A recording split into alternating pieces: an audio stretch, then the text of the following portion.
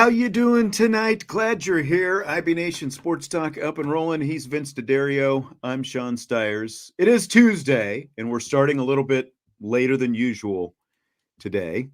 And no, this is not going to be our normal time going forward. Right. Jesse was supposed to be the coach. You know, he typically does Tuesdays with me. I'll just go ahead and throw this out there. It's not like a guarded secret or anything. I put it up on the message boards at Champions Lounge earlier today. So the reason we had to push tonight's show back is because it is supposed to be a Jesse show. Jesse had something come up, and I'm gonna again get into the details of that in a minute. Vince had something he had to do at 5:30, so he just said, "Well, let's just push it back 6 o'clock. We'll go ahead and do it." So this is going to be a one-off 6 o'clock show. Yeah. So the Jesse affair. I can't wait to hear this. I wake up this morning at 7 o'clock and I look at my phone and there's a missed call from my son at about 6:30. And I'm like, why is he trying to call me at 6:30 in the morning? You know, like what the heck is going on? So I try to call him back, no answer, but I get a call back in a few minutes. So what happened was, of course, he lives in Cleveland and he lives in the city. Okay. Car parked in his driveway. They have it's like a split house. You know, they live in the upstairs, somebody else lives in the downstairs, but it's, you know, like a neighborhood with a bunch of houses and stuff like that. Car stolen right out of the driveway at around midnight last night. They did have a security cam, so they saw it all go down. Yeah.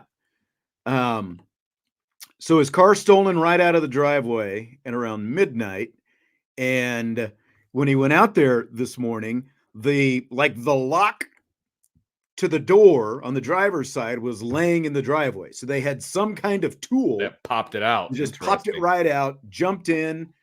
Probably hot-wired it. Yeah, well, his car, it's a Hyundai, and this particular make of Hyundai is exceptionally easy to steal. Interesting. Because of something to do with, you know, what you can do with the, you know, like the column and the starter and all that kind of stuff. So it was like they broke in, stole it. They had 2 sets of golf clubs that were in the back. The car was locked, but they had 2 sets of golf clubs in there. So the upside was, have you ever seen those little Apple tags? Oh, sure. You can yeah. You can put an Apple tag on your bag and you know where the bag is or whatever. Yep. Well, they had hidden an Apple tag in the car. And there was also an Apple tag in one of the sets of golf clubs. Really? So he gets on his phone, you know, he calls the police and he tells them, I can tell you exactly where it is. It's 2 miles from my house, you know? Right. So he called the police right away. He waited around for more than 6 hours. Police never showed up. So they finally called the police back again at a little after 12 o'clock. And I think his fiance got a little bit emotional. And so the police finally came out. It always takes an emotional woman to get men moving. I'm just saying. That's it. So, you know, again, like he was telling him, he was like, I can tell you right where it is. We can go right to the car. So they go to the car. It had been left by the side of the road, but there was another car that had apparently been jacked as well that was sitting right in front of it. Really? But they had taken off like a lot of the like the labels and stuff like that off the car already. Oh, like the Hyundai and the, you know, whatever else. That's weird. Okay. Yeah. So they had like stripped that stuff off. The starter also wouldn't work. The car wouldn't start. So he ultimately had to tow it. Yeah, have it towed. And they did. So apparently the Apple tags started beeping. And so whoever stole the car pitched the golf clubs, both sets, like by the side of the road. Someone came along and found them because then they tracked the other Apple tag like to this other place not too far away, but some guy had picked them up. Yeah. And was like, yeah, I just found these 2 sets of golf clubs by the road. So, was he like, he's probably going to keep them? He's like, I just found these on the road. Yeah, he said that he tried to, you know, do some kind of reverse trace on the tag or whatever, you know, that kind of stuff. Oh, so he found the Apple tag in the golf clubs. Right. Okay. Right. That is hilarious. Yeah. So all that, what he's going to try to, like this, like I said, like this particular make of Hyundai, apparently, like because of the the ease with which you can steal it, like get it started with whatever means. Apparently, like Jesse said something about like all you need is like some kind of USB port and whatever, and it'll fire right up. And so that's not okay because like they like Hyundai stopped making them. One, I think they put a recall. But insurance companies won't even insure them anymore. Like if he were to sell it, so like he could still insure his because he was grandfathered in that whole thing. So, but he's going to basically go through Hyundai and see, because of like this whole, complete, basically it's on them that their car is easy to steal. Sure. It's probably why it got jacked. So he's gonna go through them and see if they can. So at the end of the day, he got all of his golf clubs back. He got the car back, not obviously in the shape that he found it in, right? But got it back.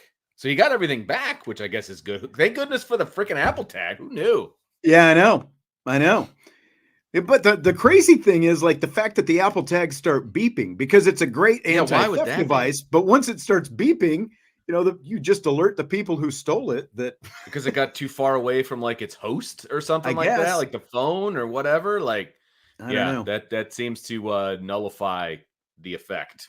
Yeah, I mean, I told him he would have been better off if whoever stole it just totaled the car and then he could just file a complete just get insurance. A new one. Yeah. Then they'd have to pay it out as totaled or whatever, but that's not how it happened. But and he also obviously had to wait for the police to show up so that he could file the police report. He couldn't just go get it himself, even though he knew where it was. So. Yeah, and you never know what you're going to be walking into. Well, yeah, and that's because my wife was like, "Well, why don't you just?" She was like, "Why don't you go get it?" And I'm like, "Yeah, just get into a shootout over a car at 7:00 in the morning. Not worth it." That's right. Yeah, Jules and Vincent showing up at your door, two gangsters in their black suits. Royale with cheese. That's right, baby. Yeah, not worth it. The path of the righteous man. That's so that's Jesse's story. Wow. He'll be back on Thursday and we'll see if he has any more fun adventures. If he's been walking the earth, getting to adventures. Otherwise, he was very upset, obviously, all day long, and just kept getting more steam because the police were never showing up after at 6:30 in the morning. For the police, it's complete low priority. Like they, I'm sure they've got bigger fish to fry in their eyes. And that's what they kept telling him. I'm sure in a city like that, they probably got cars going missing left and right. But his point was, look, I realize you have others stolen, right? But the quicker we get there, the quicker we can get it back because I know exactly where it is. Well, this could be over real quick. The longer you wait, that might not be the case. Yeah, no, for sure. So, yeah, good Lord. So that's that. Thanks for being here though today, Vince. Yeah. Thanks to everybody else for being here and listening to the car theft story. Thanks for the flexibility of being able to move it to 6. I was like, crap, like I want to help. I was like, I gotta pick my kid. It's like I got to do these things, and so it works out really well.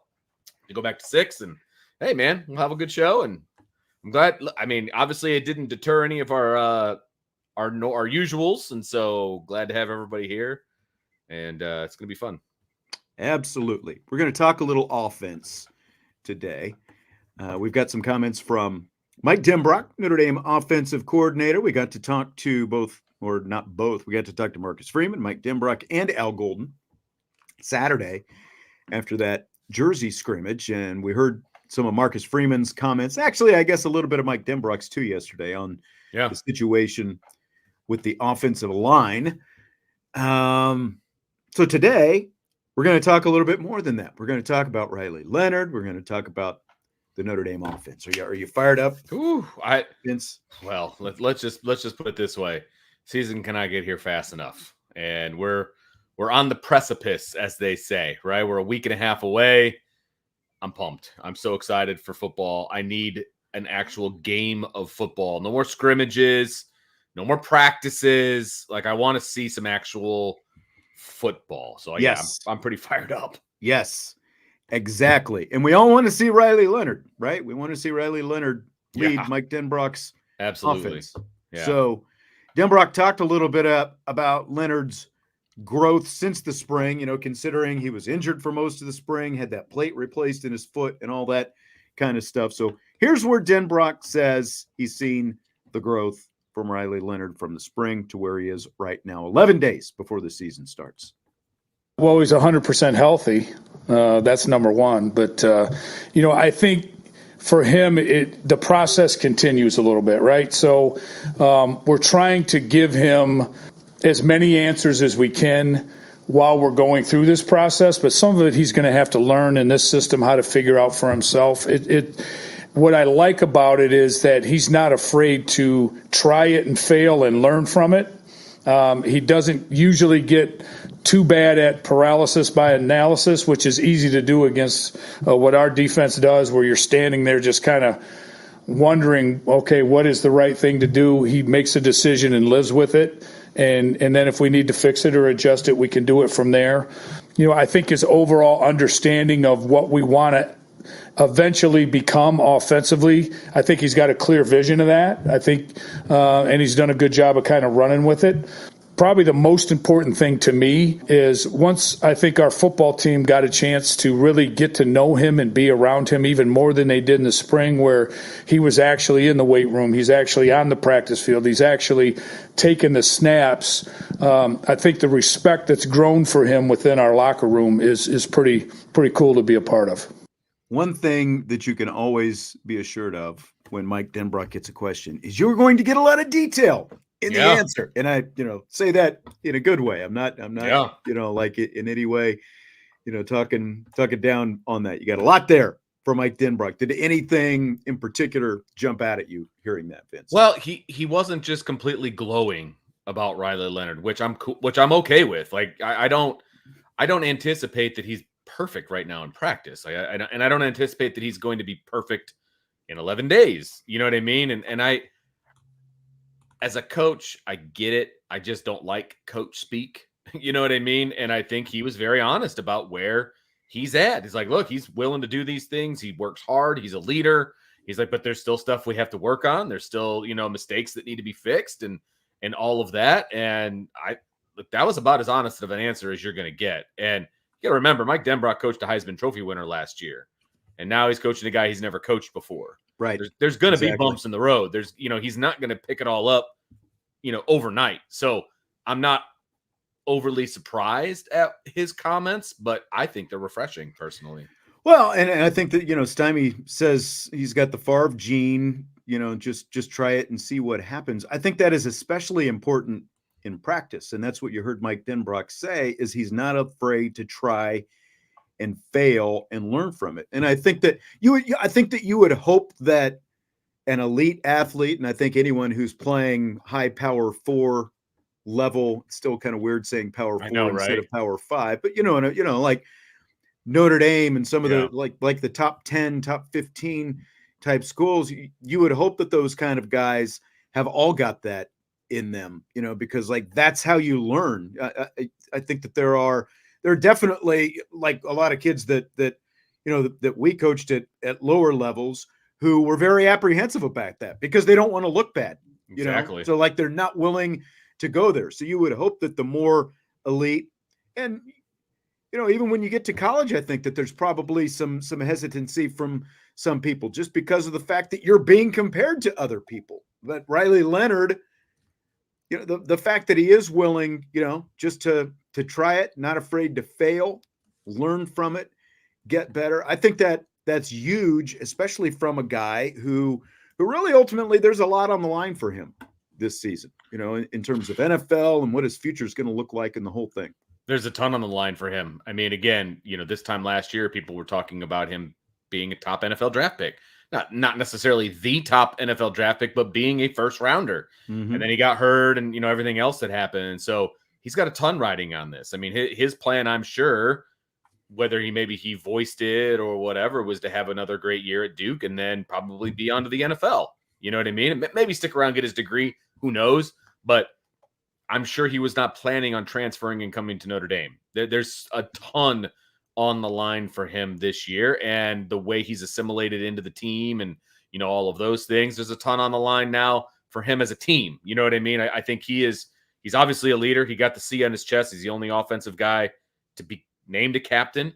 And so there's a lot of pressure on him individually, and there's a lot of pressure on him team-wise as well. And he appears to be a guy that can handle that kind of pressure. We'll all see together, frankly.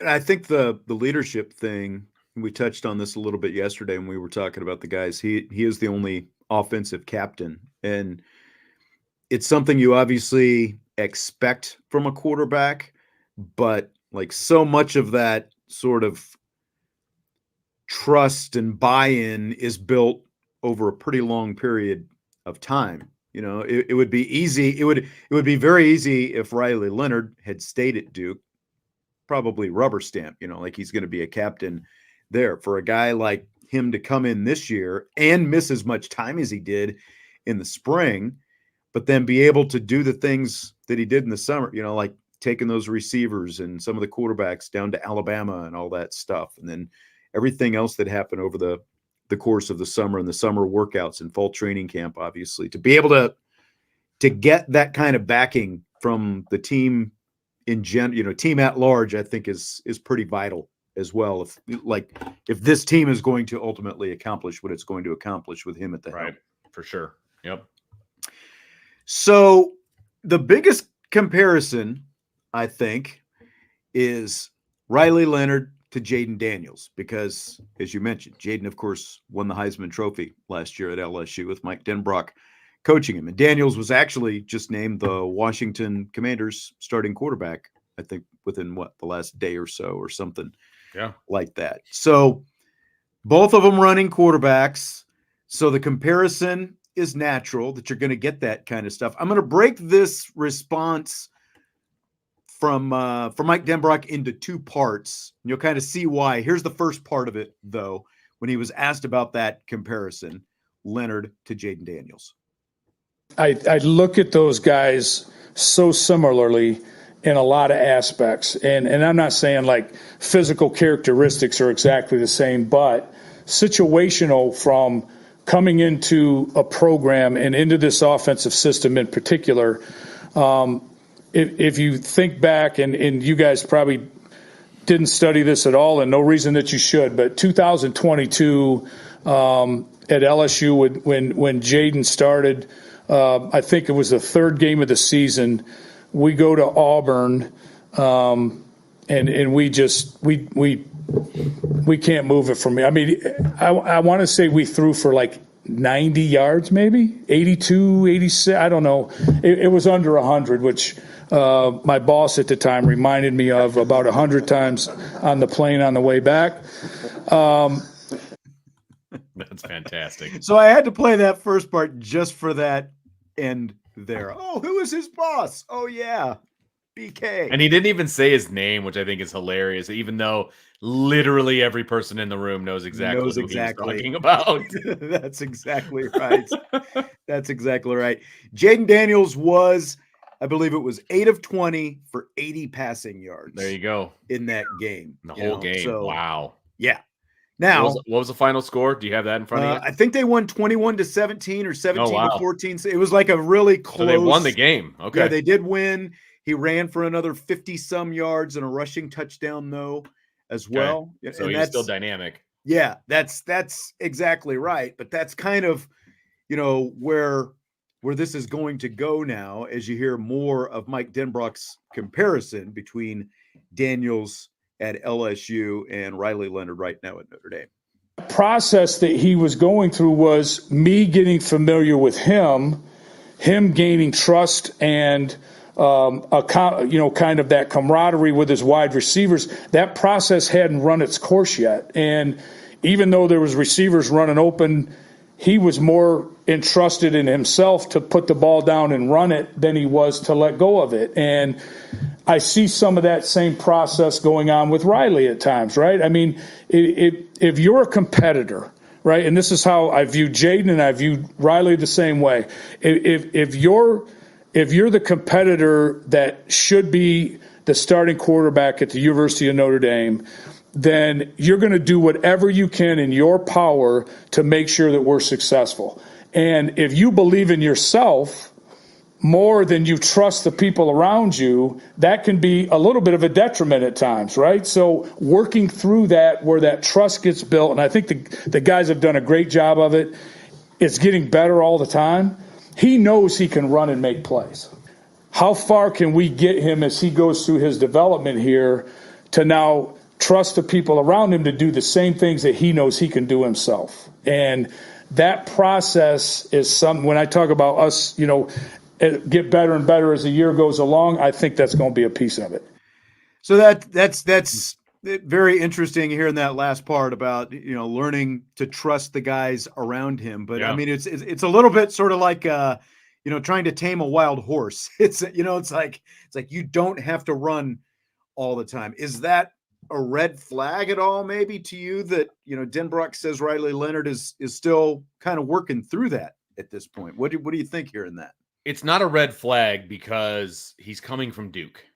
And I think at Duke, there were many more times where he had to put the team on his own shoulders. And if he wasn't going to do it, it probably wasn't going to get done, right? I think we can all agree on that after watching Duke play with him being the quarterback, right? And there is going to be, look, that's instinct for him now. I mean, he was primarily a basketball player who played quarterback in high school and then kind of flipped at the very end. And so in college is where he really learned how to become a quarterback, right? And I think we can all agree on that. He's pretty much said that over and over again, right? And so his process of learning to become a quarterback was realizing, look, I'm the best player on the field, and I'm going to have to move this offense if we're going to win a game, right? And so now you've got to kind of put it in fast forward, kind of changing his development a little bit where, dude, you've got talent all around you. You could hand it off. You could dump it down. You could go deep. You've got guys all around you that can make plays. Now, we still need you to make plays. We need you to be dynamic with your legs, but you also have to trust the guys around you. I think it's a bit of a shift in his development as a quarterback because the circumstances are different. I don't expect him to be perfect at that right away. I really don't. Yeah. I really don't. And I think,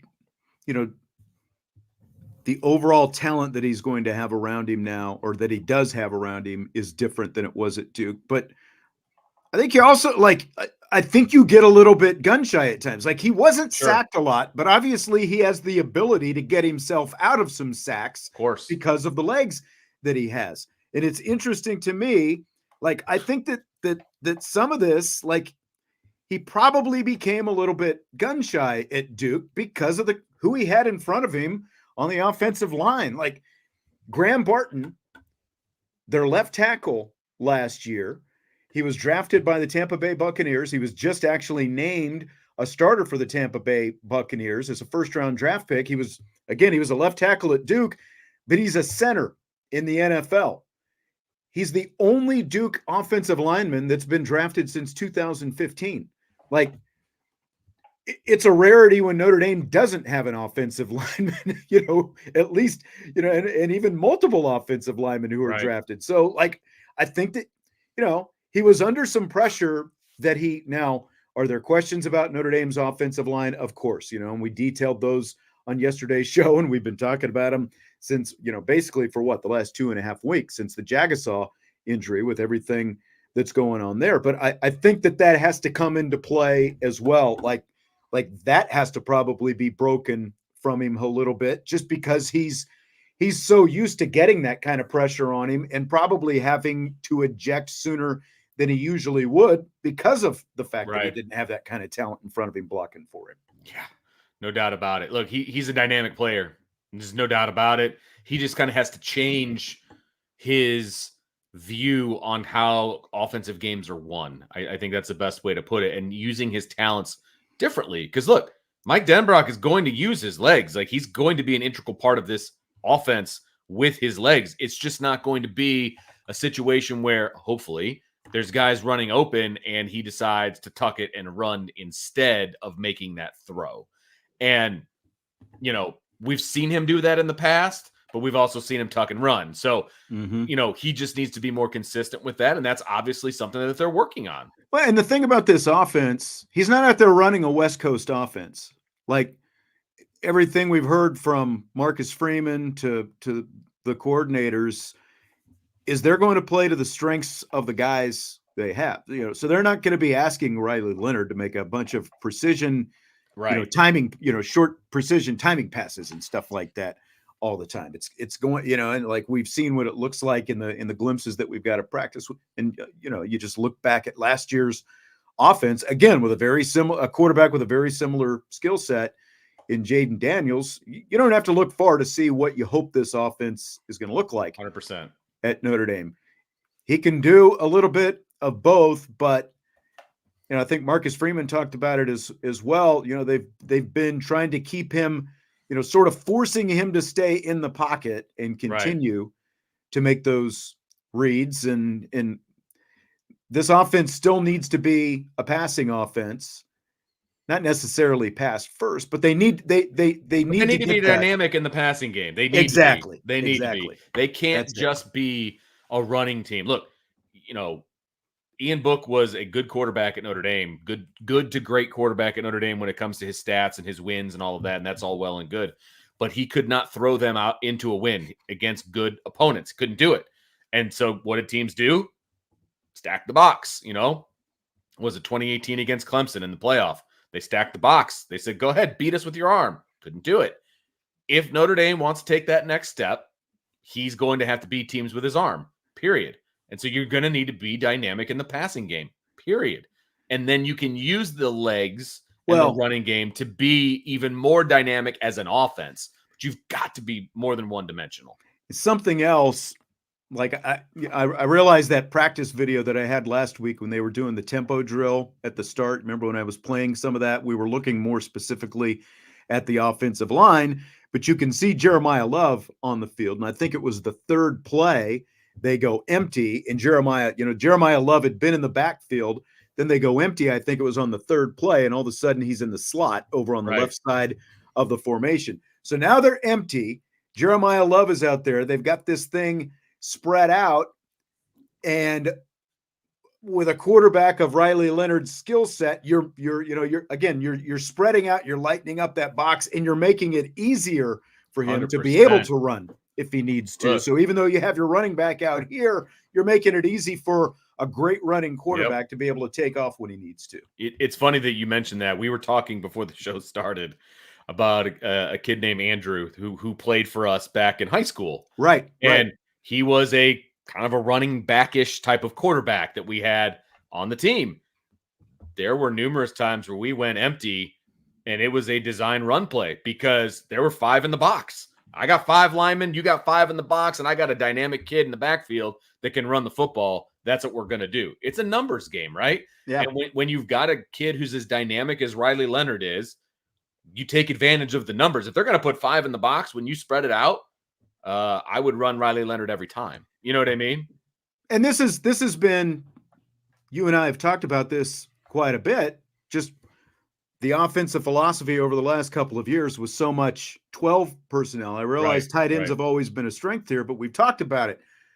You go with 11 or even 10 sometimes. You spread that thing out, you lighten the box, and you make it easier to run, even though you don't have traditional, run type package out there on the field. With the extra tight ends, you're taking bodies out of the boxes or out of the box by doing that. And especially again with a running quarterback like Riley Leonard, like you don't even have to have a running back in the backfield to be able to do some of that kind of stuff. So 100%. It's just more elements that we it's like, hold it, what century are we in? Like we're not wrong. But it's still going to be really fun to watch because I do think he does add an element to this offense that they haven't really seen just in a long time. And then you add the fact that he does throw the ball pretty darn well. He gets a bad rap for accuracy and all. Everybody just needs to check that at the door for a minute and just watch him play a game in Notre Dame, and we'll see by the end of it how accurate or inaccurate he is and what that looks like. I think he's going to be just fine. No, I do too. And again, like a couple of years ago in his healthy season, 2022, he completed almost 64% of his passes. That's not bad. No, that's not a bad number. 64%. I'll take it. And I know that I know that his number says he was below 58% last year, but I've talked about this before as well. Before the ankle injury, he was up around over 70% completion percentage before the injury. And then, right. Those last couple games when he tried to came back, that's when his passing numbers were just horrible because, as you've said, it was his right ankle. It's your plant ankle you're trying to drive off of, and he just didn't have anything there. There's a reason he only played in a couple games after that injury. So, before the injury, the numbers, again, even though he didn't have a ton of touchdown passes, I think he still had 7 total touchdowns through the first 5 games, and a couple of those games were blowouts, so they were getting the backup quarterback in there as well. So I'm not worried about his accuracy. I think it's going to look fine because, again, it's not like they're asking him to go out and run a bunch of precision West Coast type concepts and stuff like that. Yeah, exactly. So, look, at the end of the day, you got Mike Denbrock calling the plays. I feel pretty good about him highlighting what he perceives to be what Riley Leonard is really good at and what this offense can be really good at. And that includes the offensive line, which, of course, we haven't gotten into yet. But, I'm glad Mike Denbrock is back wearing green and blue. See yesterday's show if you want offensive line. Right, exactly. But you know what I'm saying?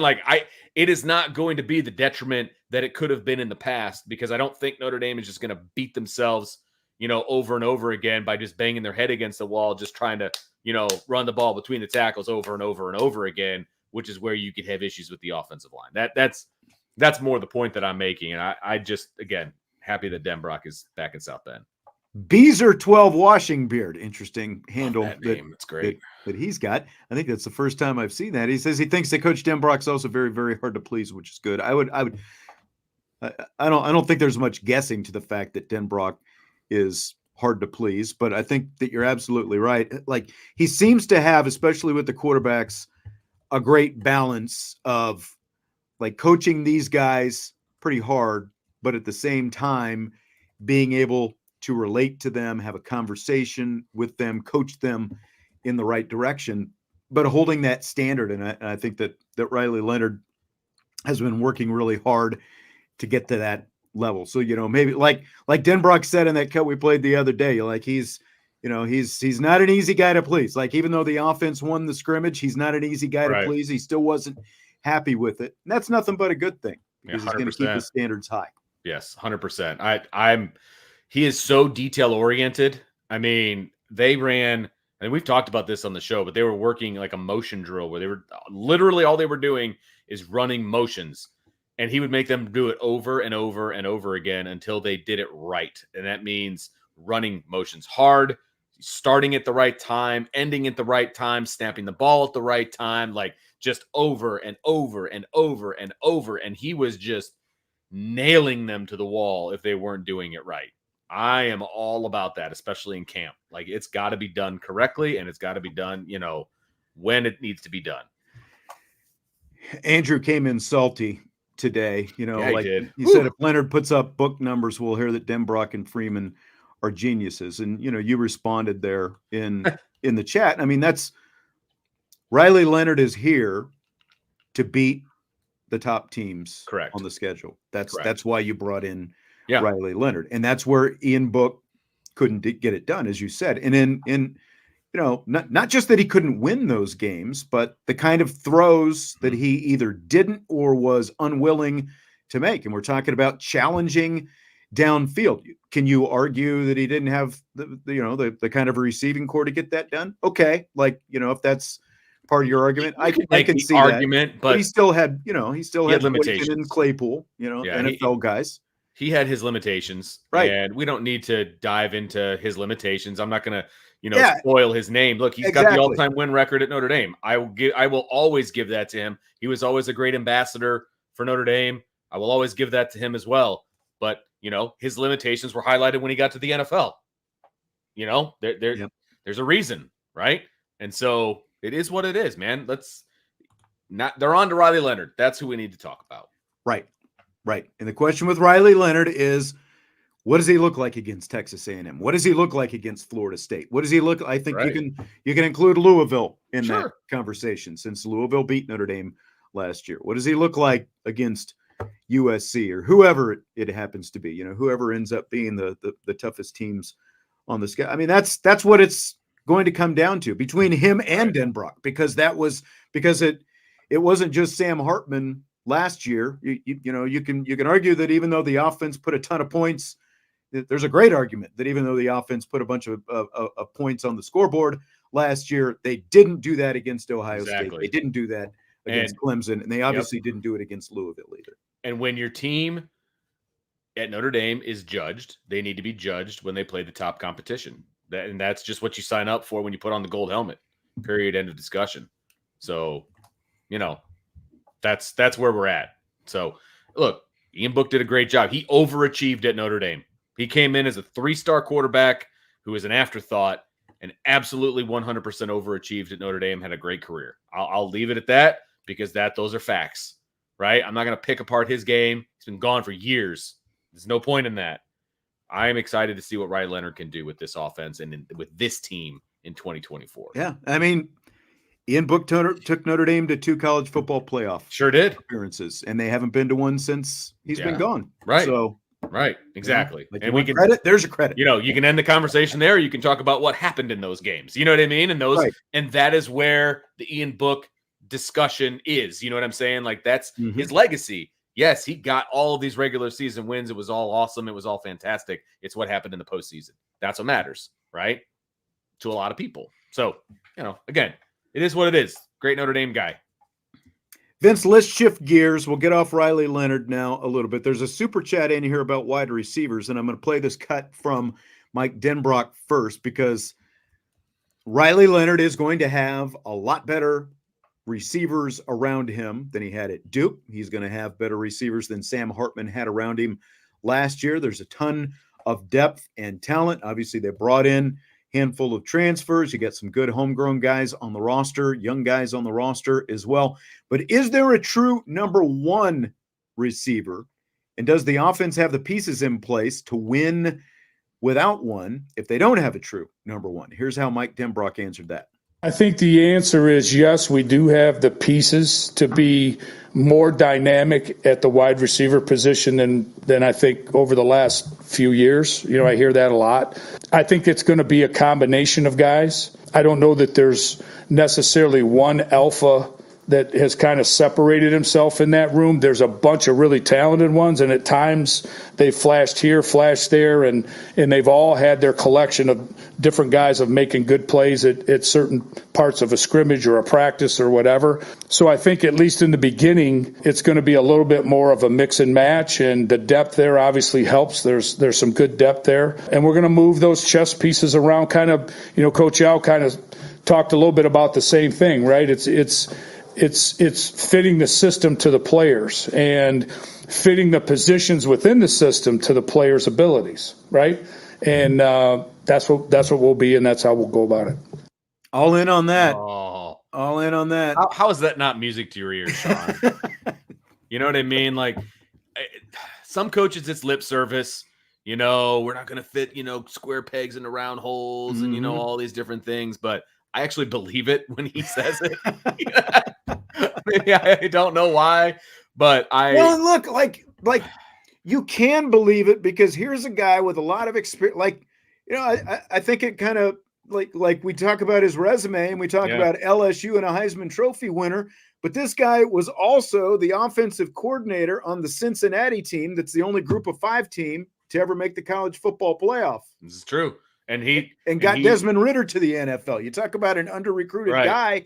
He got to the NFL. And he kind of stole Marcus Freeman's lunch that game too. Mm-hmm. You know what I mean? So there is something to be said for who Mike Denbrock is as an offensive coordinator. My point is like all that experience, like Mike Denbrock's obviously been coaching for a long time, and all that experience that Mike Denbrock has, he's got a completely different perspective than definitely either of the last two coordinators. And I'm not taking shots at him, but they're both still young and relatively raw, just in terms of the experience they had. I don't think anyone's going to argue that. And you hear a guy like Denbrock, who's been around the block a couple of times, talking about, playing to the strengths of what you got, like fitting the positions within the system to the players' abilities. Again, just like you said, music to your ears.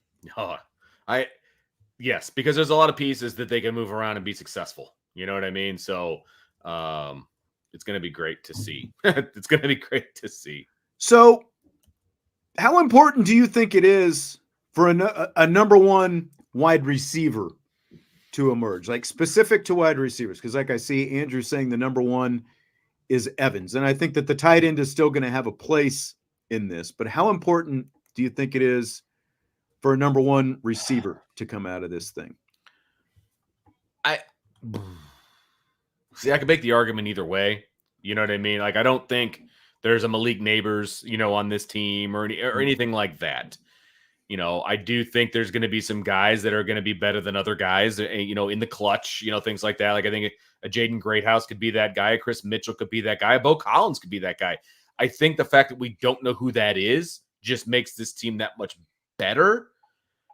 You always want a quarterback to feel comfortable, and I don't know enough about this team specifically from the comfortability standpoint to know how Riley Leonard feels with each one of the receivers. Like, is he getting a better rapport with one person over the others? That kind of thing. You want your quarterback to be comfortable, but at the same time, you do not want your quarterback to zero in on one guy, as did happen when Michael Mayer was catching passes, right? It was a little bit too much dependence on 87.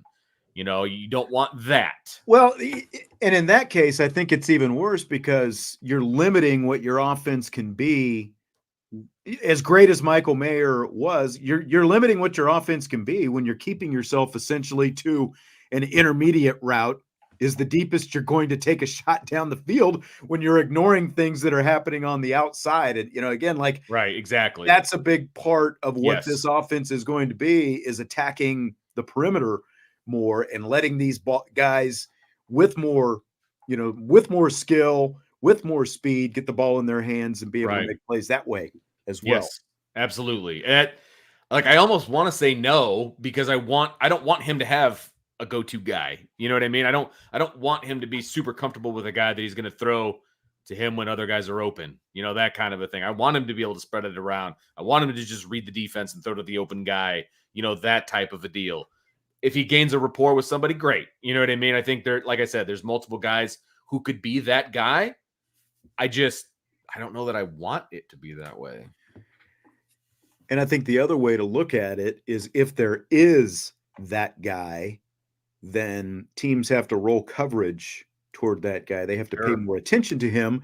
And if everyone else is as good as we think they are, that just essentially gives everybody else more opportunities as well. Because, like, there's essentially the old New England Patriots way, where week to week Bill Belichick just, specific, like, there was never a number one type receiver. Tom Brady would, you got a little bit of Edelman's, more of Edelman down the stretch, Gronk and whatever else. But in general, like, if you go back, especially to those early years, it was just week to week, there was always a different guy. Like, if you played fantasy football and you were trying to use a New England Patriot receiver, you were always frustrated because you never knew who the guy was to put in your lineup. Brady would just take literally, sounds cliche, just take what the defense gives you. But at the same time, like, when you look at more successful systems today, I mean, like you mentioned, Malik Neighbors and a Justin Jefferson and Jamar Chase, all those different guys. I don't see a guy like that, on the team, but I do think there's a lot of really talented wide receivers that can make a lot of plays, Right.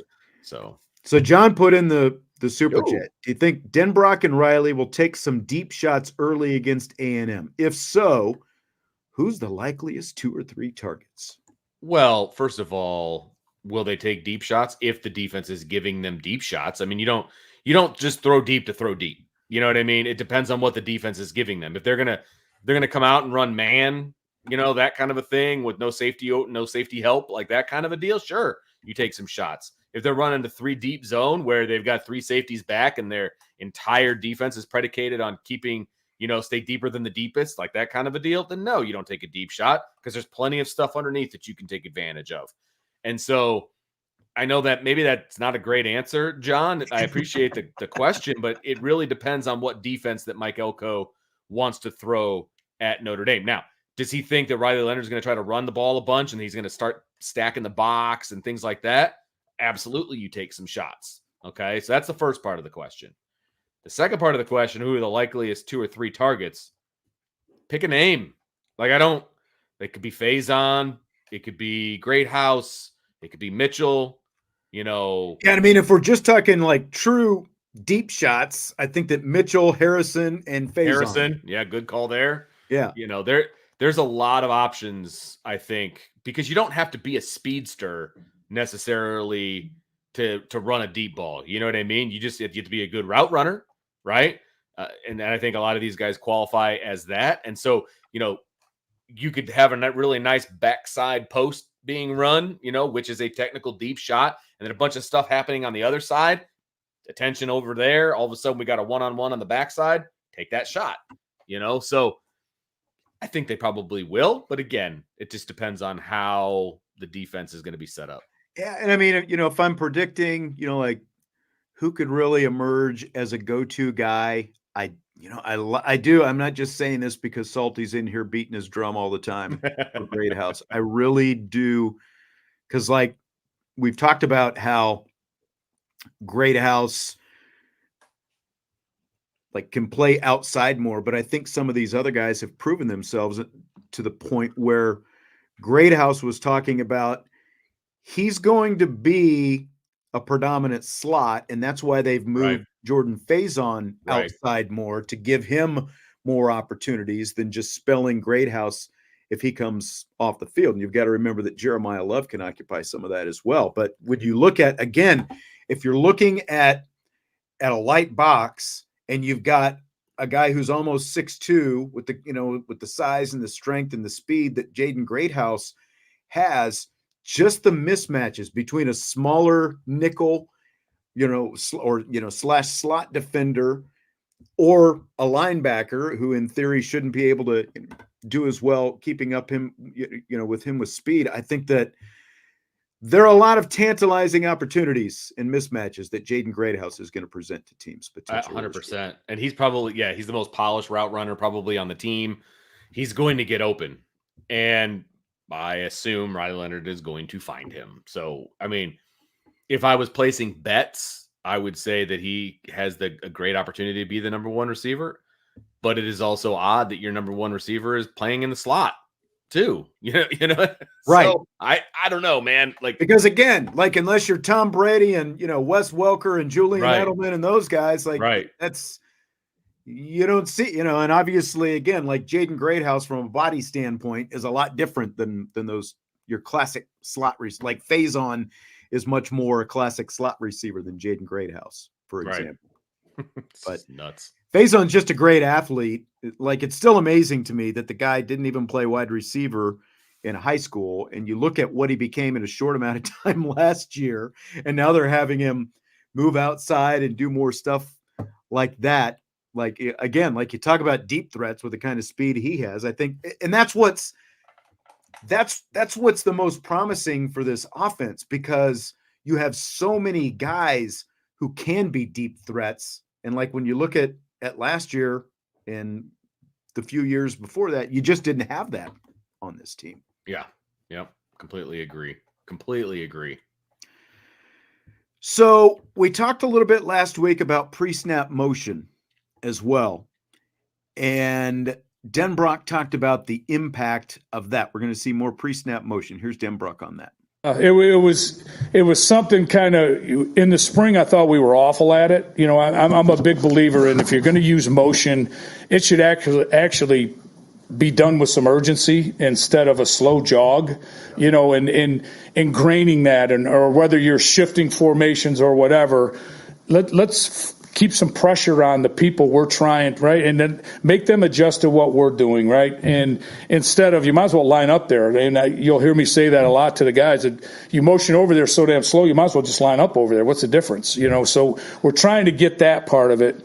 I thought towards the end of the spring and really over the summer, one of the things that Coach Golden and I talked about doing just to help both of our units collectively was to have maybe a 5 or 10 minute period every day built within practice and even the summer practices where basically I just could mad scientist motions and shifts and do all kinds of, so he could get adjusted defensively, and we could learn how to do it the right way so that it is actually a weapon, and that's how we wanted to try to use it. So what do you think about hearing all that, Vince? How important do you think the motion, how much difference do you think it's actually going to make? It's going to make a huge difference. I can tell you right now, if you can master motions, and see, I wasn't kidding when I talked about his attention to detail, was I? But when you can master motions and shifts and things like that, it throws a defense off because it goes and it changes your strengths. It changes or identifies a lot of times what, defense they're in when it comes to man or zone, things like that. So it can tip off the offense as to, how they want to run their choice routes or whether they're going to pull or pitch or hand off or, all of these different things. And so I think it can be very advantageous to an offense if done correctly. And that's the key, right? It has to be done correctly, because if you're just going to jog, it doesn't get the defense out of their, their comfort zone and allows them to adjust as well. So you want to be fast with it. And as an offense, you want to do it so much in practice that when you send a guy in motion, you know what you're looking for with that motion, right? You know what kind of reaction you're looking for. Okay, if he does this, then they're in man. If he does this, then they're in zone. Or if they do this, then we know the strength is over here and I can shift the protection this way. All of the different things, right? And when you've got him, quote unquote, he said it himself, mad scientist like Denbrock offensively, I think it could be a huge advantage for Notre Dame. I think so as well. And Jesse has talked a lot about it, how, just adding on to some of the things that you're talking about, you get the defense's eyes moving, they can't just sit there in static focus on, this is right here in front of me. All of a sudden there are moving parts and there are things that have to be accounted for on the defense's part, and again, like going back to Jeremiah Love, he starts out in the backfield, he motions over here, into the slot or outside or wherever it happens to be. And even, it was really interesting hearing him talking about like doing that at full speed, because it made me think back to some of the motion, like limited motion that we've seen the last couple of years. You didn't necessarily see it like that. There was, just kind of a lot of jogging around. It seemed like, like motion for no real purpose. And, because the other thing that doing it at full speed, it also sets up, like, is this guy just going in motion? Is he potentially going to take a jet sweep? Sure. Like any of that different kind of stuff. And again, it gets the defense's eyes moving around and getting them off their focus. So I'm more than anxious to kind of see what that looks like and what kind of impact it has. And, I wanted to go back a little bit because we were talking about the receivers, and Sloppy Joe and Andrew were talking about KK Smith. And sure. I just not in game one. Maybe he comes on as the season goes on, and I'm sure he'll have some opportunities at some point. But again, like we talk about that 6-man rotation, he's not in that spot or two below that cut right now. And so, does he have speed? Sure. But I just don't think that, like, in comparison to, to Mitchell or Harrison, for example, what limited things we were able to see in camp and seeing who was there, in that top 6, those guys were definitely in that mix where Smith was not. But those guys have speed as well, So again, like, you bring in veterans for a reason. You're going into a road environment. Sure. Like that. I think at least early on, they're going to get more of those opportunities. And you never know. Maybe they've got some sort of something that they could throw KK in with, or maybe they've got a special play or special package that he might be a part of. But he's definitely on the outside looking in of what we've been told is the 6-man rotation. I mean, I would argue that he might not even be 7 or 8, depending on what they want to do with the rotation, right? I mean, you've got some pretty talented guys there at 7, 8, 9, and it really all depends on where those guys stack up, to be honest. And I don't think we know the answer to that just yet, but I think it's pretty safe to say he's not in the top 6. Correct. Andrew's asking how the fastest receiver is not in just because you're fast doesn't mean you can do everything you need to be a receiver. Right. Plain and simple. I mean, you still have to run routes. You still have to show you can catch it consistently. all those different I things. mean, Usain Bolt's not a wide receiver. He's really freaking fast, though. So, there. And I'm not saying KK Smith can't do what you can do as a receiver, but there's more to it. But those other guys, that's all I'm saying. Again, you brought in 3 transfers, and I think that right, like of guys in camp, Jayden Harrison definitely was a little bit of a pleasant surprise just in terms of what he can bring from a wide receiver standpoint, as opposed to just being a kick returner. And I think that, again, like that's a guy with a lot of speed as well. Like Mitchell and Harrison both have speed as well. Maybe KK is a 10th or 2/10 of a second faster than them, but these guys are both veterans who have been there and have shown that they can be more consistent. Well, and here's the other thing. KK was out all last year with a shoulder and injury and stuff like that. So he's basically a freshman right now as far as practice and participating and all of that. So he's probably got some ground to make up, to be honest with you. We haven't heard anything bad about him or anything else. Look, the bottom line is they have 11 scholarship receivers, and I think there's people out there that can get on board with any one of the 11. The problem is you can't play 11 guys. And so they decided that they want to play 6. I don't know what 7 through 11 necessarily looks like, but all of those guys have talent. All of them have talent.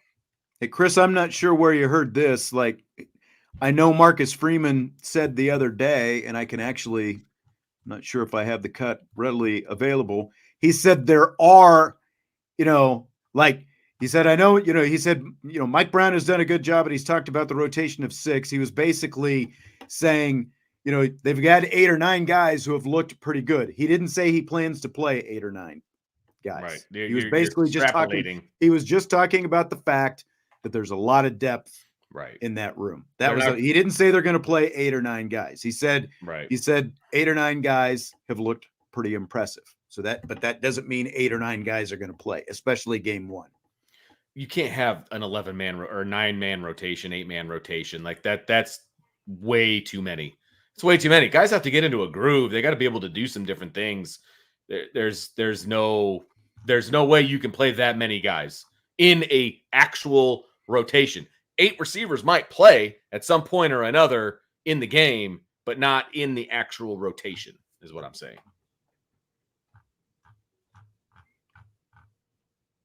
I'm looking for, because I actually was just looking at this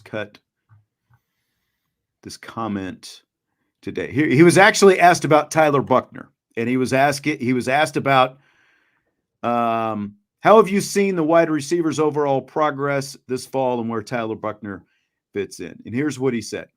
The quote from Marcus Freeman, I'm really pleased with the job Coach Brown has done with that wideouts room. He said we want to play 6 to 8 wideouts. I can think of 8 to 9 right now that have been shown us that we can depend on them to be on that field. There's been a major progression. They've been healthy. They made some big plays today. They've been making plays all fall camp. It's the trust of the coordinators, the trust of the quarterback to throw those balls, but they've also earned that trust by the ability to make them, end quote. So again, he didn't say 8 are going to play. Yeah. He said there have been 8 or 9 that have shown us they can depend on them. That doesn't mean 8 are going to play. Yeah, you can't. That's just not logical as a coach to be able to keep track of 9 guys. Like that's Okay, Chris. You have your opinion. I guess we'll count them up in 11 days. We'll count them up. How many people are actually in the rotation and how many snaps they actually get. Right. And maybe he's right. Chris, maybe you're right, dude. Maybe that's what they end up doing. I would just be very surprised. That's too many guys to shuffle. And and like the 6 even, I think that there's probably closer to 5 guys who are going to be heavy rotation guys. And you might have 3 other guys who show up for a handful of plays over the course of the game. Right.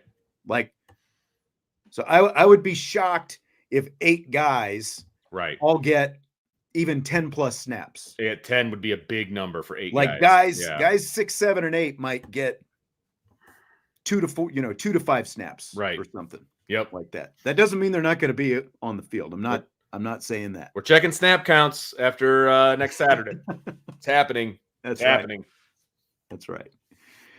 All right. I wanted to give final thought from Al Golden on how Mike Denbrock's offense pushes the defense?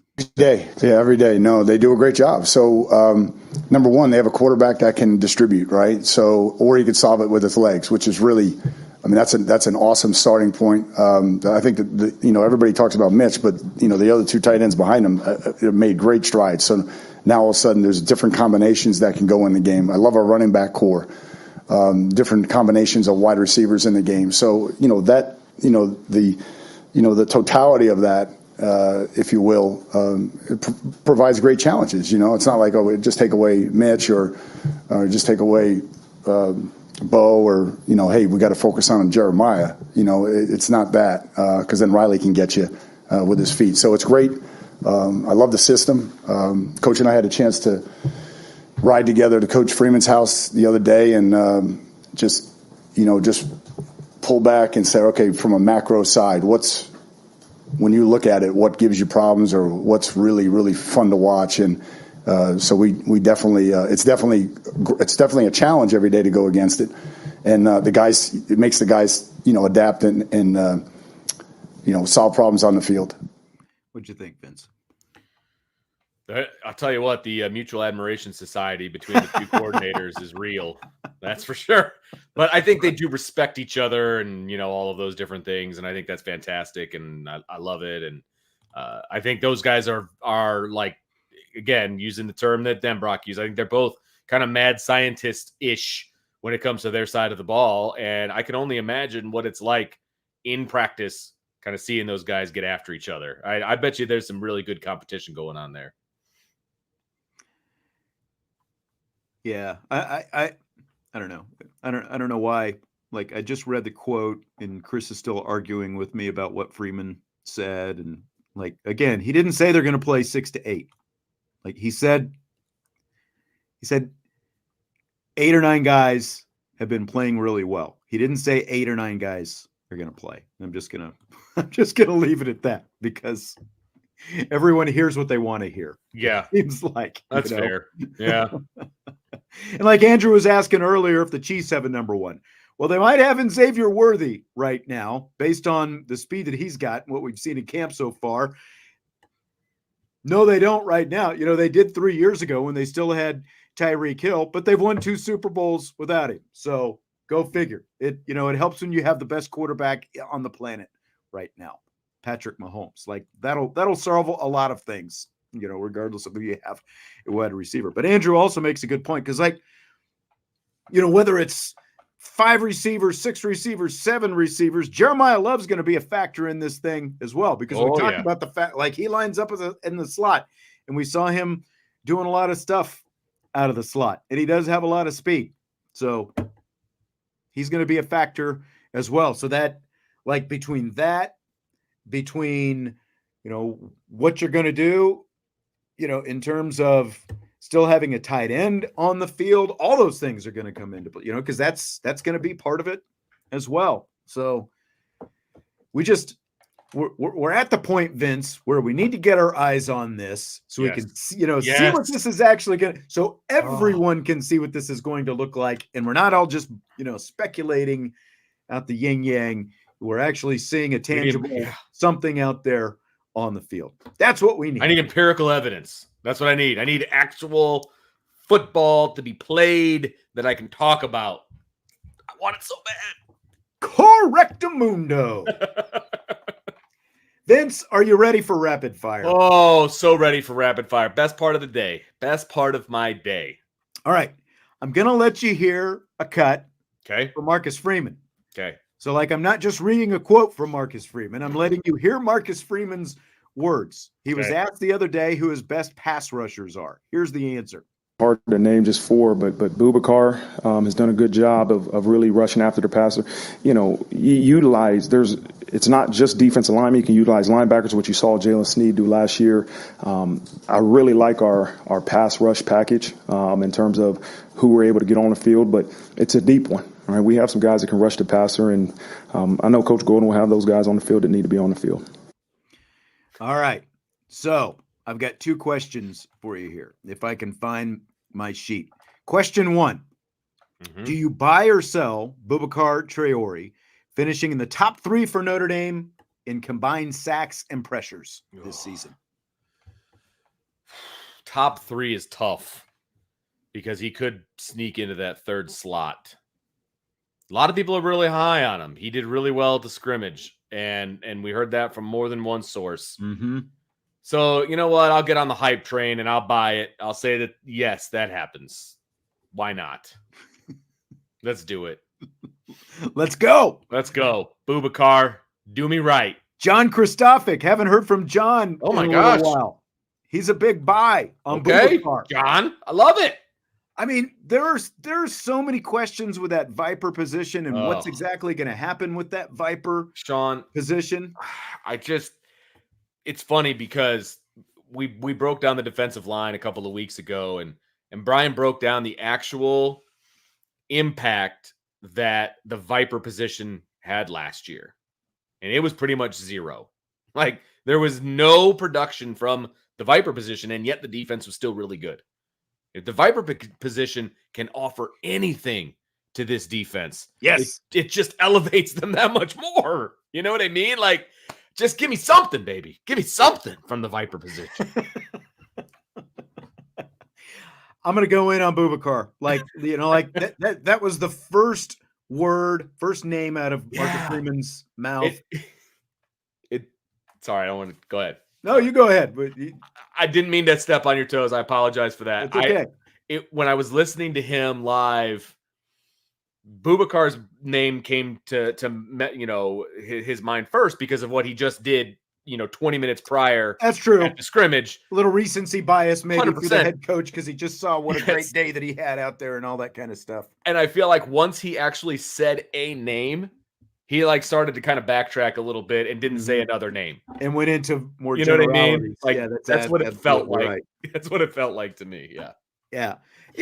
The other question in this is like, how much is a guy like Jaylen Sneed or even Kingston Viliamu Asa, going to play into that Viper, like as a sub, for example? Because we heard Max Bullitt, like with this linebacker rotation, as you've said quite a bit, the Rovers not going to be on the field, but they like both of those guys for athletes. And Max Bullitt talked about how the fact that there are going to be times when one of the linebackers is going to go there and become, basically play the Viper position because of the pass rush skills that they have. But we're talking about top 3. And Boubacar, as we've seen, great athlete. He rolled right off Marcus Freeman's tongue. So Yeah. I'm going to say top 3, combined sacks and pressures. I'll buy him in there for this season. Okay. Question 2, the Irish registered 31 sacks last season, over under 37.5 this season. I'm taking the over, and here's why. I think, this is where I get excited about the linebacking core. I think that they are going to contribute more from a sack production standpoint than they have in the past. Look, the linebackers were really good last year. They were really good the year before that, but I feel like they need to continue to finish those plays. And I think these guys will finish those plays from a stat standpoint. So I will take the over.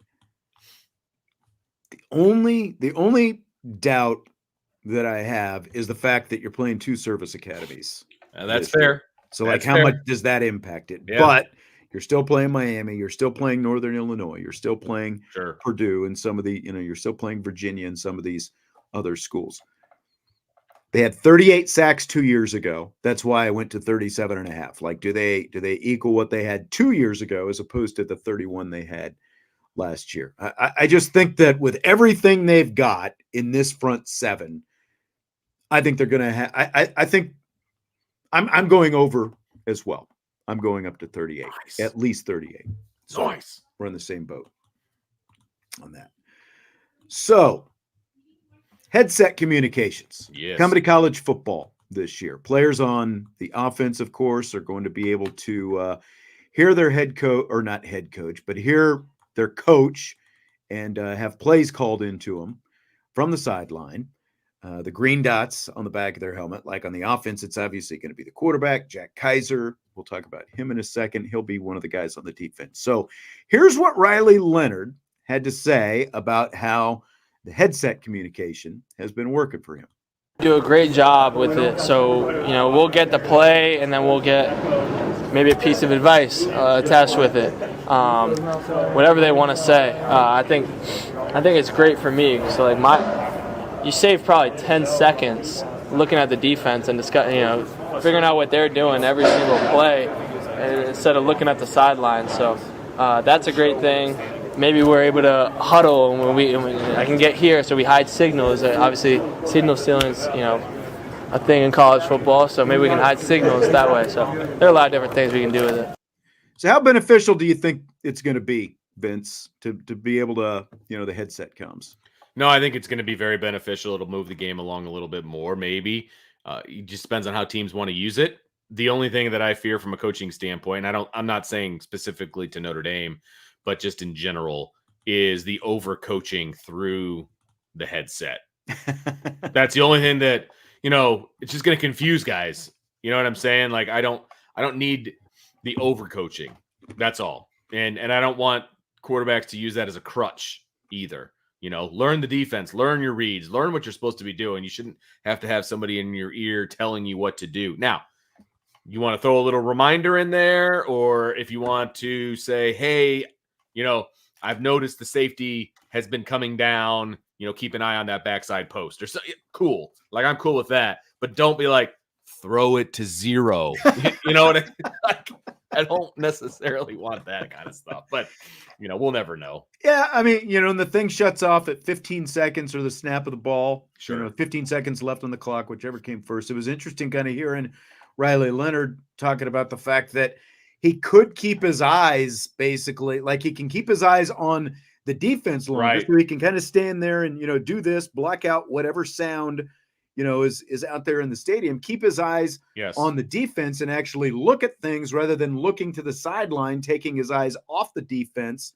So I think that I think from that perspective, I never really thought about it until I heard him say that can be very helpful. Yeah. And it sounds like this thing has gone pretty well so far. Like, I think the biggest impact potentially is for all teams is going to be when you're on the road and what kind of factor the road crowd can be. So absolutely be curious to see like how much right off the bat. And Riley Leonard, the follow-up to that was like, have you guys been practicing it with a lot of loud noise and stuff like that in the background? He said they have, and they've still, been able to work through it. So, yeah, I'm interested to see how, the rest of, I guess I've never really paid attention in the NFL, how the play gets to the rest of the team. Now, if they huddle, it's obvious, right? I mean, they give the play. And a lot of times that is the case in the NFL. It is rare. I should say it's more rare to see an NFL team going fast and, that kind of a thing.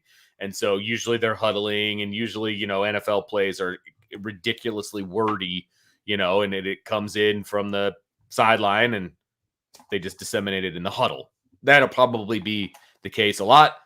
But if they're not huddling, I am interested to see how the play is getting to the rest of the team and what that looks like. They're still going to have to do signals either from Riley or from the sideline or verbally or, whatever. So, so that's going to be interesting. And I'm still curious to see how they've been doing the clap count during training camp. And it looks like they plan on loud clap from the quarterback. And I was talking with Brian about this, and especially in a road environment like that. And what Brian said, because I was talking to him about, what do you think about that? When you're going on the road, you're going to have all this noise.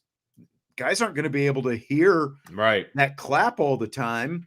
And like what Brian said was like, you get like the center can see like the motion of the clap. So even if he can't hear it, he knows that he's got to snap it at that point. I mean, I always taught my wide receivers. Now, granted, this is high school. Is like, you don't even listen to the cadence. Just look at the ball. Peek. Yeah. When the ball moves, you move. Just like a defensive lineman. Yeah. Basically. There's no reason for you to be listening to the cadence. And if you jump off sides, you're going to be next to me. Like, that's the bottom line there. Like, you watch the football, and my guess is a lot of guys are going to be watching the hand clap or watching the motion. And, with your peripheral vision, you're going to be able to see the quarterback, making the motion.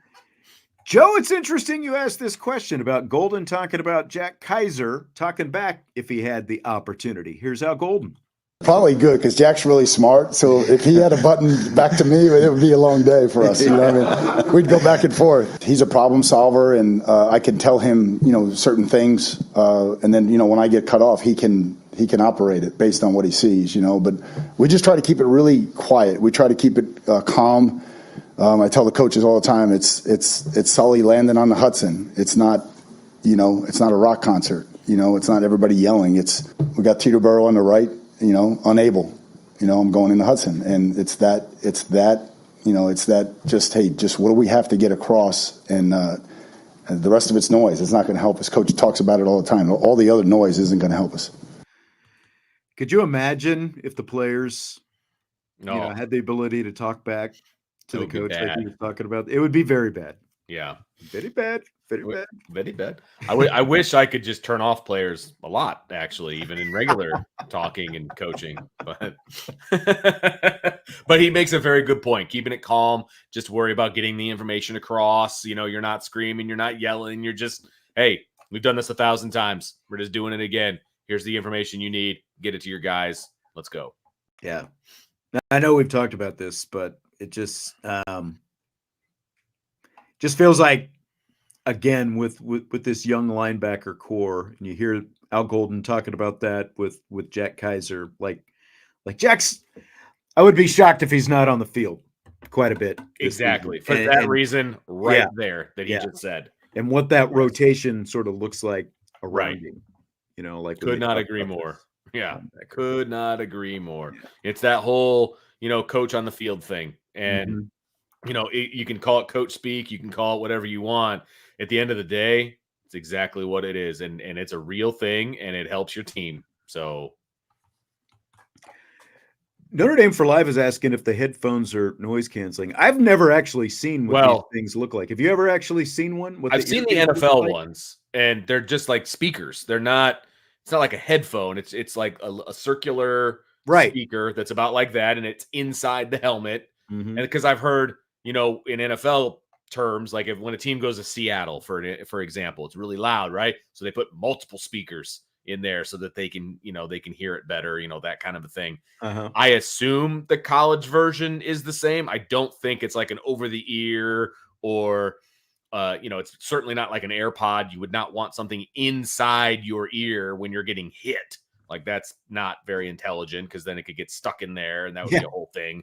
So my guess is it's the speaker that just kind of goes inside. Well, because, even like trying to get that thing like through the helmet into your ear. Yeah, that would be like bad news. Very complicated. The only time I've ever seen anything in an ear is like a catcher, in baseball. Like, they have the earpiece, that kind of a thing. Other than that, I don't believe they do that in football. Like I said, I don't think that would be a very safe thing to do. To be perfectly honest. And like DK says, you see guys in the NFL covering the ear hole. I mean, they literally like put their hands over the ear holes to try to block out the noise. And you wouldn't want like what we have, right? You wouldn't want the over the ear type of thing, because then you're not gonna be able to even hear your players. Like, you still have to be able to communicate to your teammates, when you're on the field. And so you need to be able to hear and that kind of a thing. So yeah, I don't see that being the case. Exactly.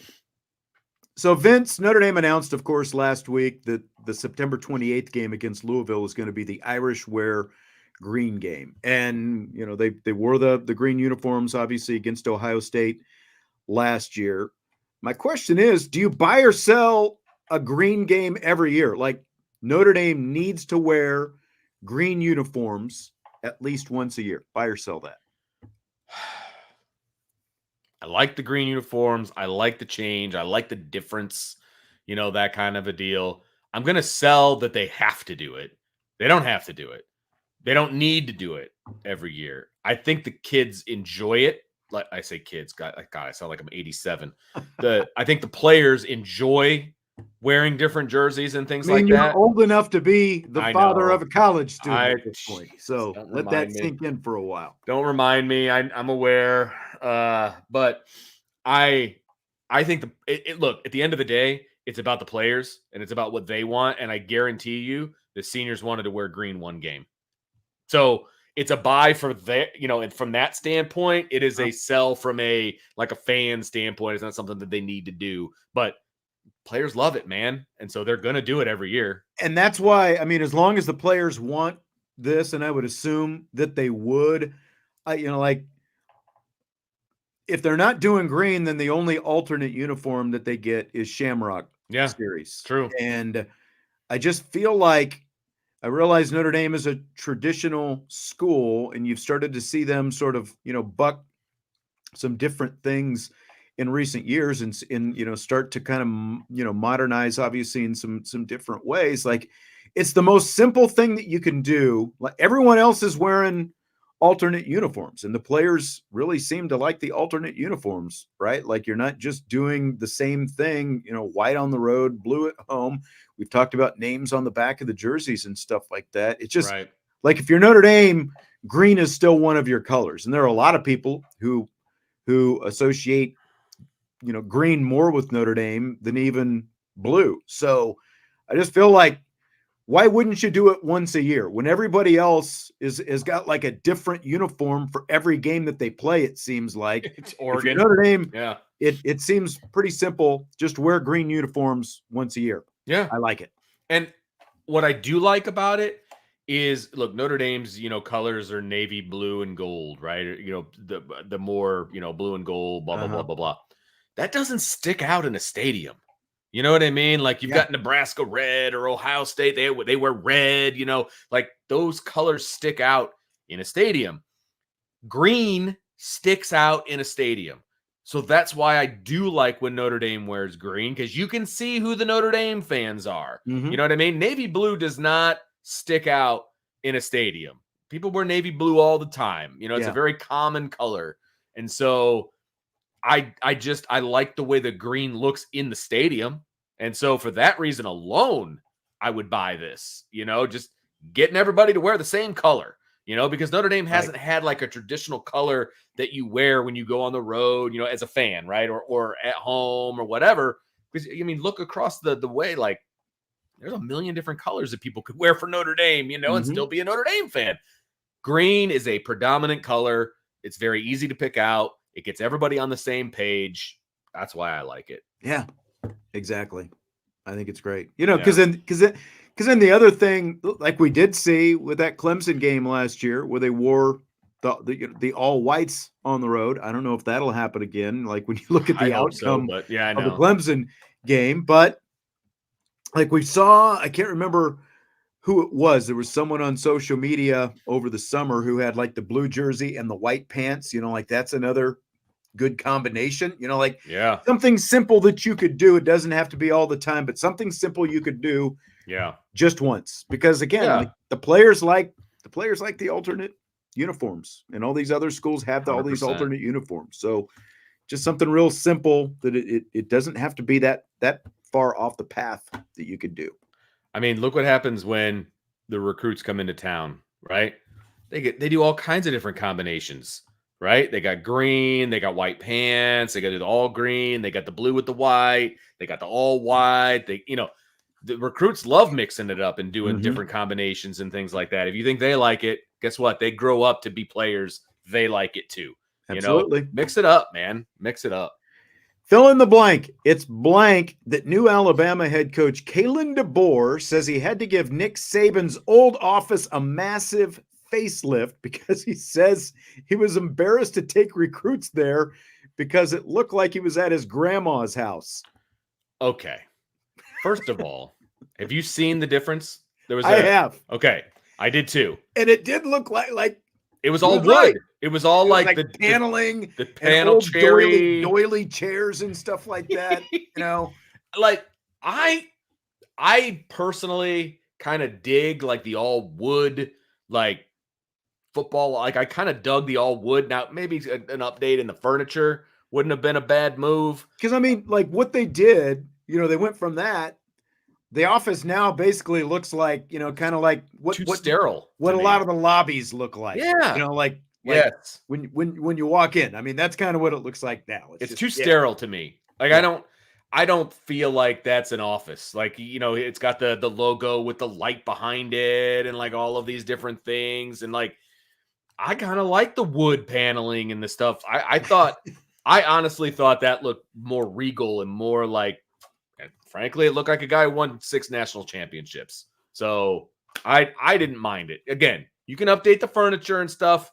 That's all I would have done. I would have kept it the way it was. I think now it just looks a little, it's too much now. It's too modern, too sterile is the best word I can come up with. I don't like it. It definitely looks more sterile now. I do think it's funny, like the people, who've answered, like it.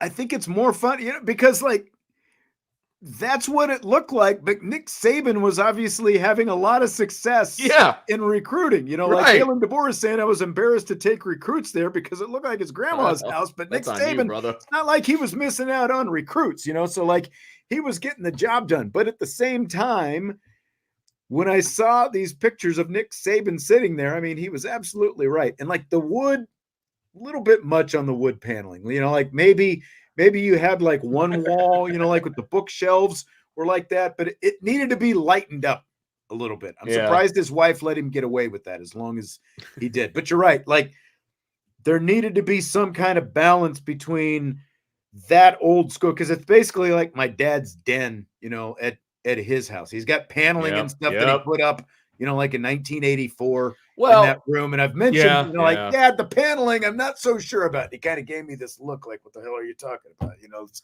like paneling. Like, I'm a man. It's wood. Yeah.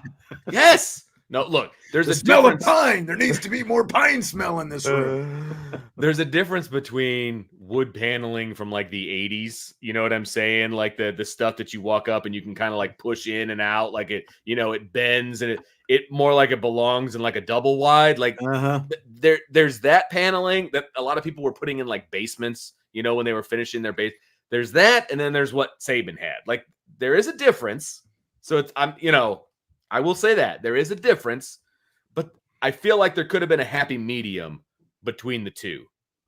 That's what I'll say. I feel like there could have been a happy medium. I'm looking at both right now on my computer screen, and it's kind of like you're pulling into a car dealership now. Yes, with what Kalen DeBoer has had. It's good like, call. Oh, hey, space age, and like that's. Yes, it looks more like the areas. Like I said, I've been going on a lot of visits lately, right? Yeah. His office looks more like the areas where they would have the mannequins with the uniforms on, like the different uniforms. Yes. Like, you know what I mean? And like the different kinds of like cleats. you're walking into the, like the Nike, test lab or something. Yes. Like that's what it looks like. It does not look like an office at all. Like, so there's got to be a happy medium in there someplace. Yes. That's all. I mean, Saban is a man of mahogany, rich mahogany. He is like mahogany. Not surprised that was in there.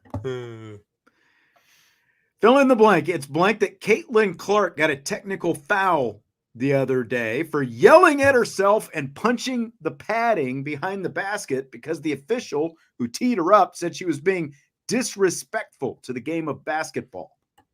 That's ridiculous. There's no rule in the rule book that says you have to be respectful to the game of basketball. You must respect the game. Like you can be you have to be respectful to the players and other coaches and fans. Okay, cool. But that was completely directed to herself. And it was, an internal moment that obviously became external, I guess. But that's ridiculous. That is absolutely ridiculous. That's a situation where the ref is trying to make it about them. I'm sorry. Yes. You are not the harbinger of respect for basketball. That's not your job. It's very high school. Like that's the first thing that I thought of. Like that's something a high school official would do to a high school kid. You're trying to set some kind of example. This is a young adult woman. And again, like there was no one around her. She wasn't yelling at anyone. Right. She was frustrated with herself. She punched the padding and there's no one within like 15 feet of her, and he tees her up for disrespecting. That's it's like ridiculous. That's like that old school. Like you always hear that about baseball, right? Oh, you got to respect the game of baseball. Like respect all these old rules and whatever. Again, it's like. But like baseball players aren't getting kicked out for like taking a baseball bat to the cooler in the dugout. Bo You know what I Jackson mean? didn't get, like thrown out for breaking a bat over his knee. Yeah, like, exactly. 100%. or over his head, or however other many ways that he broke a bat. It's just like, come on, give me a break. Again, That's it not feels the place. like a lesson you're teaching a high school or a little league kid. I would say even younger than high school. Like I would have a problem with that as a high school coach if my kid got teed up for that exact action in a high school game. I would have a problem with that as a coach. Like what did he say? Oh, he was mad at himself. Did he swear at anybody? Did he exactly? I mean, what are you kidding me? Like I would have a huge problem with that, even as a high school coach. Middle school or something, okay, we can. I still wouldn't tee up a middle schooler. I would pull him aside and be like, hey, hey, make sure you keep your temper, in check, that Keep kind it of in a check. thing. Right. But like, I still wouldn't even have teed up a middle schooler, let alone a professional. That's ridiculous. Yeah. It's a little bit much, like you said. Like they're good refs, they're bad refs. The bad refs are typically like the Angel Hernandezes of the world. Look at me, who make it about themselves. Yep, that's exactly right. Mm-hmm. Could do without it. All right, well, that's going to do it for tonight. Vince, again, appreciate you. Yeah, man, jumping in, pinch hitting tonight. I'm glad things appeared to have mostly worked out for Jesse. Yes. I mean, obviously, Cleveland Grand Theft Auto. That's right. It's going to be a giant pain in the neck to get it all fixed and everything like that. And that's going to be the thing. Yeah. Now he's like, they told him, within 48 hours, you're going to hear from some representative of Hyundai and all this. Of course. And that's going to be the drawn out process now. And of especially course since they're saving up for a wedding next year. Now he's got to deal with this. And now he's going to be without wheels too, unless they give him a rental or whatever. Like it's going to be accidents are one thing. They're a pain in the butt, but like it's the aftermath of the paperwork and the insurance companies and the auto shops. And it's it's the worst. The aftermath is worse than the actual thing itself. Right. I feel for him on that one. He literally told me, like this morning when he was still, thinking they were going to show up in a decent amount of time, was pacing up and down the street. I'm sure he was waiting. And that's why, a couple hours later, they hadn't shown up. And I'm like, I'll just see if Vince can do the show. Because he was not in the right frame of mind. He was not going to be in the right I'll have to let him know he used his one get out of jail free card. This excuse does not extend to other shows. Today exactly. No, I'm just kidding. It is. Hey man, if I was in his shoes, I'd be just as mad, and I'm sure he appreciates the fact we took care of this for him. So it's funny, DK. I don't know what exactly if this is a specific reference. He said Dirty Mike and the boys did some bad things in Jesse's car. He had another car stolen about 10 years ago when he was in college. Now this time there was, he had it locked, and like I said, they actually blew the lock off the door the first time. The knucklehead left his keys in his car. But it was in our driveway, but he left his keys in the car, and even better. Some guys made off with it. But shenanigans definitely happened in the car that time. We don't have to go into those. Just based on what was left behind. That's really all the further you need to get into it. Yeah. Yeah. He's not had luck with cars, man. No, he hasn't. I'll have to. DK said reference from the other guys. Yes. I haven't watched that in a while. I'll have to go back and. I recognized it as soon as he said it. Dirty Mike and the boys. Yeah. Okay. Because Will Ferrell gets his car stolen, and I believe they find the homeless guy in there. That's right. I remember that now. And there was actually. Did you see the Seinfeld episode where there was there was the Cadillac and Kramer was wearing, the fur coat? Yeah, the fur coat, and there were some shenanigans going on in the parking lot there, and oh yeah. Uh-huh. Yeah. All right, hit the like button before you leave. Appreciate you being here for all the stolen car talk. Jesse will, give you more details on his story later in the week when he comes back. But until then, Vince, I will talk to you later, and we will talk to you as well on IB Nation Sports Talk.